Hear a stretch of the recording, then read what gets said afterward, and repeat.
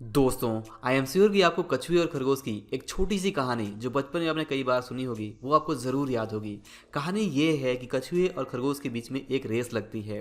Race जब शुरू होती है तो कछुआ और खरगोश दोनों अपने लक्ष्य की तरफ आगे बढ़ते हैं। कछुआ अपनी चाल से धीमे धीमे आगे बढ़ता रहता है और खरगोश तेजी से आगे बढ़ता है और काफ़ी दूर आगे जाके वो आराम करने की सोचता है।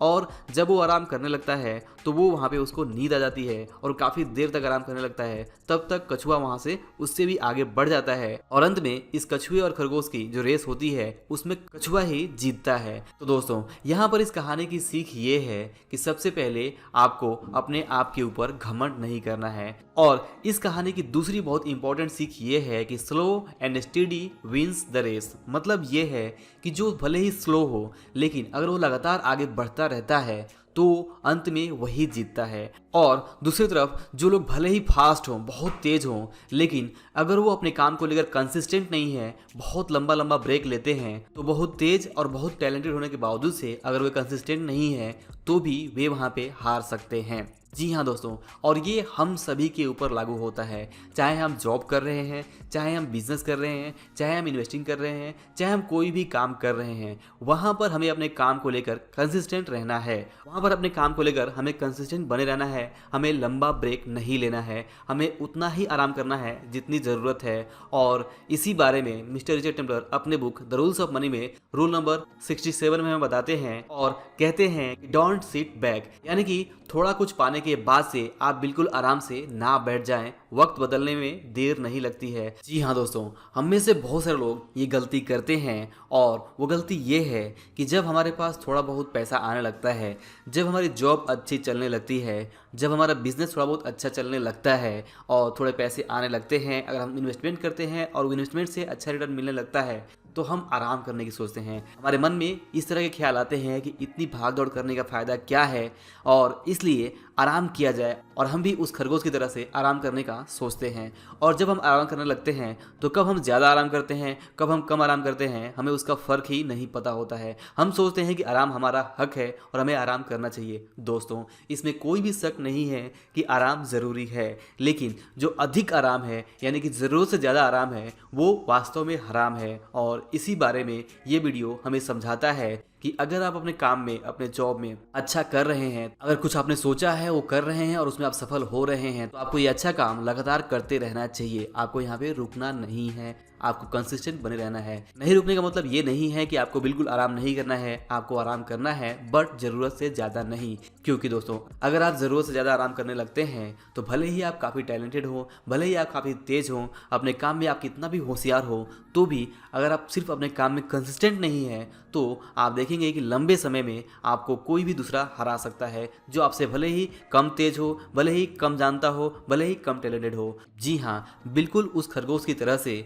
अगर आप भी अपने ऊपर ज़्यादा ओवर कॉन्फिडेंट होके और थोड़ी सफलता के बाद से आप आराम करने का सोचने लगते हैं तो आप देखेंगे कि लंबे समय में आपकी जो वो सफलता है वो टिकी नहीं रहेगी। और हो सकता है कि बिल्कुल उस कछुए के जैसे जो लोग बिल्कुल आपसे कम जानते हो, कम टैलेंटेड हो, वो भी अगर कंसिस्टेंट हैं तो वो आपसे आगे बढ़ सकते हैं। चाहे आप जॉब की बात करें, चाहे आप पढ़ाई की बात करें, चाहे आप बिजनेस की बात करें, चाहे आप इन्वेस्टमेंट की बात करें, चाहे आप कोई भी काम करें, वहाँ पे कंसिस्टेंट होना बहुत ही ज़्यादा ज़रूरी है। आपको लगातार अपने अच्छे काम को आगे बढ़ाते रहना ज़रूरी है। बस आप इस बात का ध्यान रखें कि आप आराम उतना ही करें जितना ज़रूरी हो, क्योंकि एक बहुत ही फेमस कोट है कि आराम हराम है। जी हाँ, आराम हराम है, इसका मतलब ये है कि जो आराम है उसका मतलब है आलस। अगर आप आराम कर रहे हैं मतलब आप सीधा सीधा आलस कर रहे हैं। और आलस हमने पहले भी देखा हुआ है, इससे पहले भी हमने समझा हुआ है कि आलस पैसे का, सफलता का सबसे बड़ा दुश्मन है। अगर आप आज सफल नहीं हैं, अगर आपने आज वो नहीं पाया है जो आप पाना चाहते हैं, तो इसमें अगर आप ध्यान से देखें तो जो सबसे बड़ा आपका दुश्मन है जिसने आपको रोका है वो है आपका आलस, आपकी ज़रूरत से ज़्यादा आराम करने की आदत और एक्शन लेने की बजाय बैठकर सोचते रहने की आदत कि करूं या ना करूं, आज नहीं करूंगा कल करूंगा, आज मूड नहीं है, ये तकलीफ है, आज वो तकलीफ है, आज नहीं कल नहीं, ये नहीं है वो नहीं है, ऐसा सोचते रहने की, ओवर थिंकिंग करने की आदत और आलस करते रहने की आदत। जी हाँ, आई होप कि आप समझ पा रहे होंगे कि मैं आपको यहाँ पे इस वीडियो के थ्रू क्या मैसेज देना चाहता हूँ। मैसेज बिल्कुल क्लियर है कि अगर आप कोई अच्छा काम कर रहे हैं, अगर आपकी जॉब में प्रमोशन हो जाती है, अगर आपका बिजनेस चलने लगता है, अगर आपके इन्वेस्टमेंट से रिटर्न आने लगते हैं, तो बस आपको रुकना नहीं है, आपको ज़रूरत से ज़्यादा आराम नहीं करना है, आपको आलस नहीं करना है, बल्कि अपने आप को यहाँ पे पुश करना है और अपने आप को थोड़ा और आगे बढ़ने के लिए आपको प्रेरित करते रहना है और आगे बढ़ते रहना है, आपको रुकना नहीं है। अगर आप रुके, ज़रूरत से ज़्यादा आराम किए, तो फिर आपकी हालत भी उस खरगोश के जैसे ही हो जाएगी और आप लंबे समय में सफल नहीं हो पाएंगे। तो दोस्तों, बिल्कुल आप समय बर्बाद ना करें,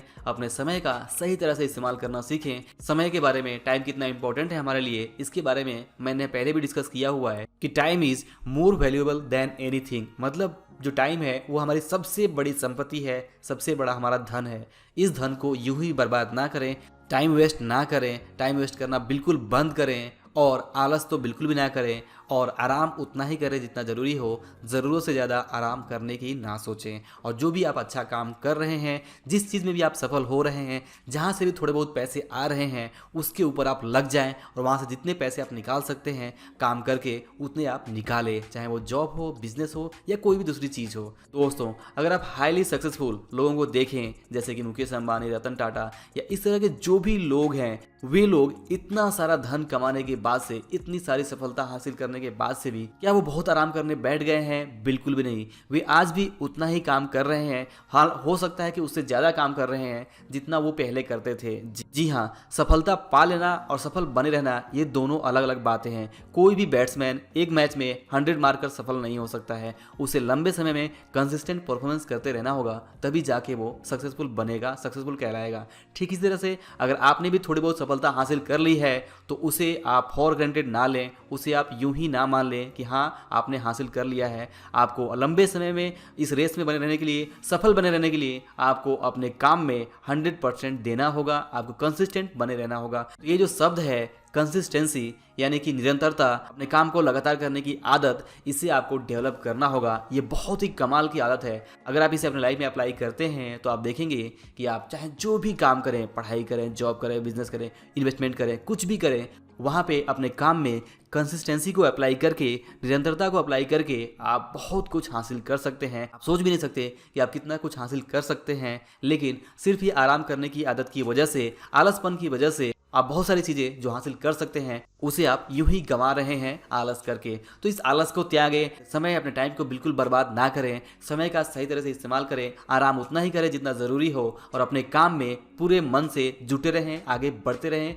निरंतर बने रहें। और ये एक बहुत ही सिंपल लेकिन बहुत ही सच्चा रास्ता है जिस पे चल के आप वो सब कुछ हासिल कर सकते हैं जो आप हासिल करना चाहते हैं। तो दोस्तों, आई होप कि आपको इस वीडियो से ये लेसन मिला होगा कि आपको क्या करना है और क्या नहीं करना है। आपको कंसिस्टेंसी को अपने जीवन में अप्लाई करना है और ये जो हमारे मन का आलस है, इसे दूर भगाना है।